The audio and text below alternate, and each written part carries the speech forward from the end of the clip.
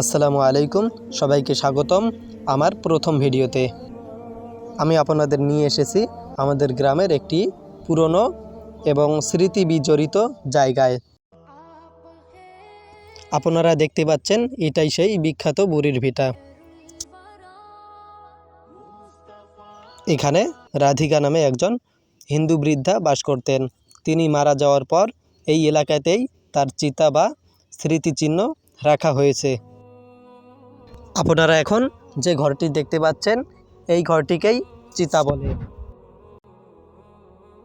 আজ এখানে দাঁড়িয়ে সেই দিনগুলোর কথা মনে পড়ছে, মনে হচ্ছে যেন গতকালের ঘটনা ছিল। সময়ের সঙ্গে সঙ্গে অনেক কিছু বদলে গেছে। আগে এখানে অনেক বড় বড় গাছ ছিল।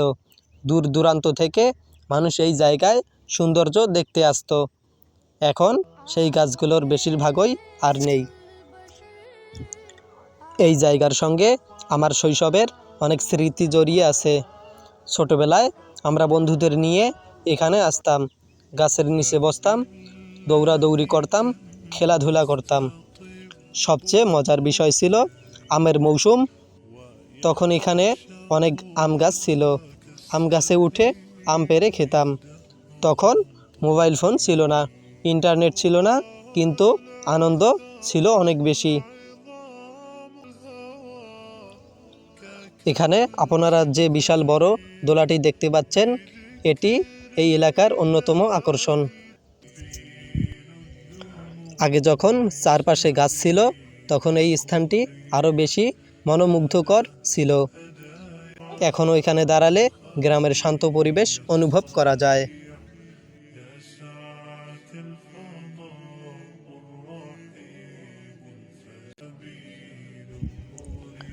বুড়ির ভিটার পাশেই রয়েছে একটি ছোট্ট নদী।